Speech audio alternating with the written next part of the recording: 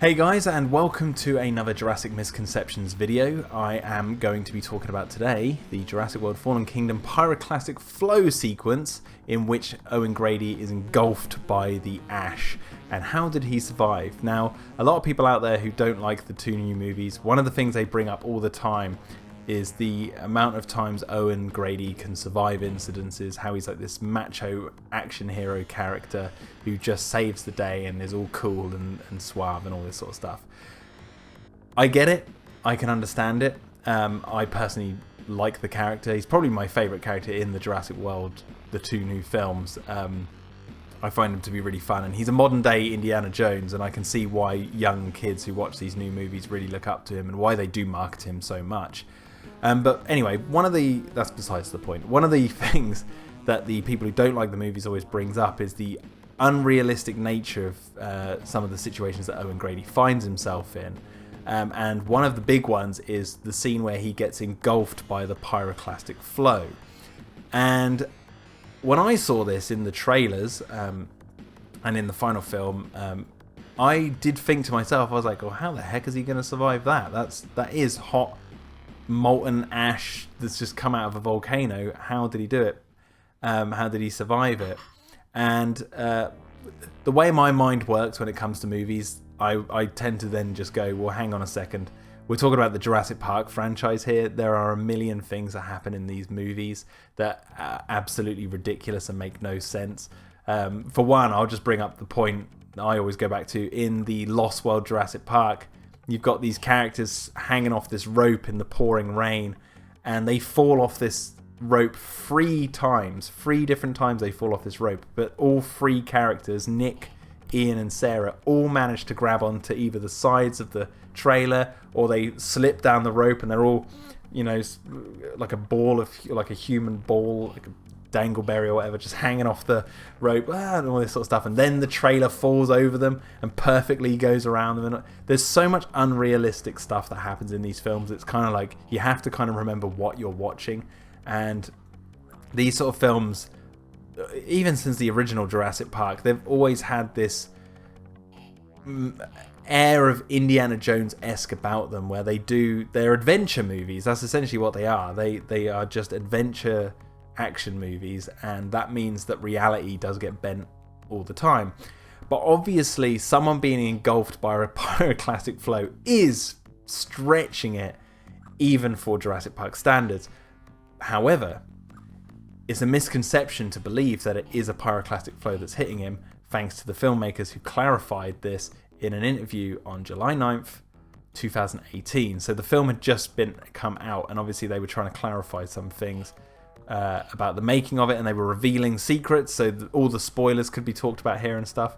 But this was with FX Guide, and not many people, I think, know about this, but they're talking to, I believe, let me see, there's some really cool pictures in here. As the volcano erupts, our heroes and dinosaurs run toward the water to escape. On Hawaii, this was filmed with smoke bombs and lava bars due to the interaction, blah blah blah. I'm just trying to see who they talk about. Who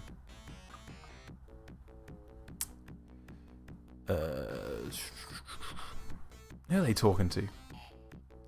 Neil Scanlon, I believe. Yeah, Scanlon. It must be Neil Scanlon. But anyway, the point is, it says here, ironically, after ILM had finished, Hawaii's eruption happened, and there has been very fast lava rivers filmed on the real island.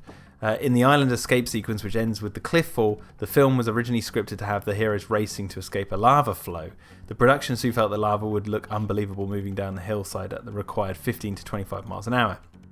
The decision was made to have some sort of gas cloud, but even here it was discovered that such volcanic plume are super hot. Such a plume would be so hot that Owen and the dinosaurs would immediately die. Because a lot of people always bring up Owen, but they never bring up the dinosaurs surviving. A pyroclastic blast is often up to 2,000 degrees Fahrenheit. In the end, the team decided to have a dust and smoke cloud precede the actual gas and lava. Now, obviously, they don't have a character in the film turn and go, oh no, the dust and smoke cloud is preceding the pyroclastic flow. Like, they don't have time to stop and do that. So in a very clever and very subtle way, because I didn't know about this until I read this interview, I was like, well, hang on a second. Let me go back and watch the film and see if I can notice that they've made a change. And I actually did. They put there's like a layer of smoke that is just before the main pyroclastic flow that looks more brown, more dusty in coloration compared to the grey, black volcanic pyroclastic flow that's coming. And so that is what Owen gets hit by in Jurassic World Fallen Kingdom. Now, obviously, this is, people who don't like these movies, they're just going to be like, well, the film's rubbish, so I don't care. But for those who do care, this is important information if you want to know about how Owen survived that sequence. It's the thing that really strikes me is how he managed to survive that fall down the cliff into the water. That's the real unbelievable moment for me there, now knowing this information. But we have to remember with these films, it's a misconception that these Jurassic movies are realistic. They're not realistic whatsoever. They are in the realm of hyper reality. They do stuff all the time that ever since the very first film, things happen where it's just not realistic whatsoever. So we just have to remember that and keep in mind that these are action adventure movies, and they're meant to be,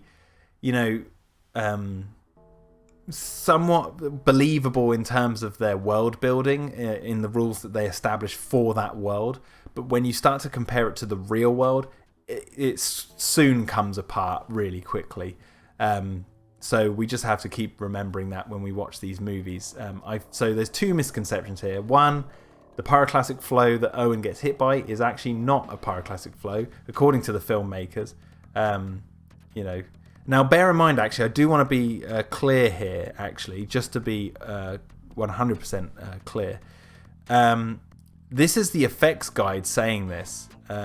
They said in the end, the team decided to have a dust cloak precede the actual gas and lava. Now, if we remember back to my Lockwood video about the statues, I said that we can't believe the Entertainment Weekly article that said it was stuffed dinosaurs when the filmmakers said they were statues.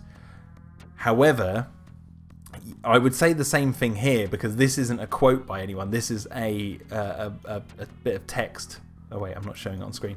This is a bit of text by FX Guide here. It's not in quotes. It's not quoting anyone, so it's them saying it.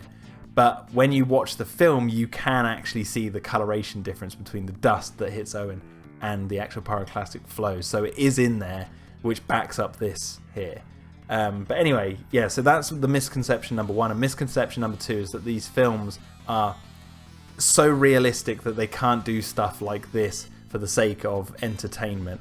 Now, there will be some people out there who will hear that and then say things like, well, then what's stopping them having, Owen just fart and fly through the air, because why not? It's like, well, these films do establish their own set of rules and they have their own parameters, but we also have to remember that with each new sequel, they're building off of what's already established and what already was, given a quasi pass by the audience in terms of believability. So that's how they can kind of stretch the reality a bit, but they're not going to go full, ridiculous, unrealistic territory, but they are going to ride that line. And that doesn't mean they're ever going to get it right all the time, but that does mean that they're going to be on the line as much as possible, because they've always done that. They've never been solely 100% realistic, and that feeling of realism, I believe, comes about because of the original films. It was actually like a cacophony of things. It was the original film's use of CGI, and it was the first time we saw fake animals that looked that real on screen. So it has this sort of reality bending feel to it, and it was a game changer at the time. Obviously, the dialogue in the original two films mostly feels, not necessarily is, but feels more real in terms of the way it's delivered. There's a lot of mumbling and a lot of like people talking over one another and all that sort of stuff. Whereas when you get to like Jurassic Park 3 and Jurassic World and Fallen Kingdom, they tend to have that more staged feel to them. But there are moments in the original two films, which is why I'm bringing up those two, is a lot of the fans out there, they bring up the first two films as like the the realistic versions of Jurassic Park. You have to remember there are moments in those films that are very scripted too. Like, for example, when Ian falls out the high and Eddie Carr's like, well, maybe he should have pressed a little bit harder. Or when the car rolls over the cliff because the T-Rex knocks it off, the camera turns to Malcolm and he's like, "Mummy's very angry," and all this sort of stuff. It's very scripted. And even in the original Jurassic Park, when Grant's like, the camera pans in, he's all low lit and it's very dramatic, and he's like, "You bred raptors." Like, these films, they have their hit and miss moments in terms of realism, and even these new films do it. But the feeling of realism comes about because of the scenes where there's that natural acting and this, that, and the other. So I can understand why the realism of Jurassic seems to be all over the place, and some people seem to be confused by what it's actually doing. But the best way I can describe it, and hopefully quell some of the misconception, is that the films are not realistic whatsoever compared to real life. They have their own reality, and their own reality rides the line of believability that they've established over the course of the film. So hopefully that'll make some sense. Anyway, guys, hope you've enjoyed this video. Please like and subscribe and all that nonsense. And yeah, I'll see you in the near future. Hey guys, thanks for watching this video. If you would like to help support more videos like this one in the future and my animated dinosaur series Dino Defenders Extreme, please click on the link to my Patreon in the description down below. If you don't want to help support, please, if you can, spread the word, because that would help me also. I hope you've enjoyed watching this video and look forward to more in the future.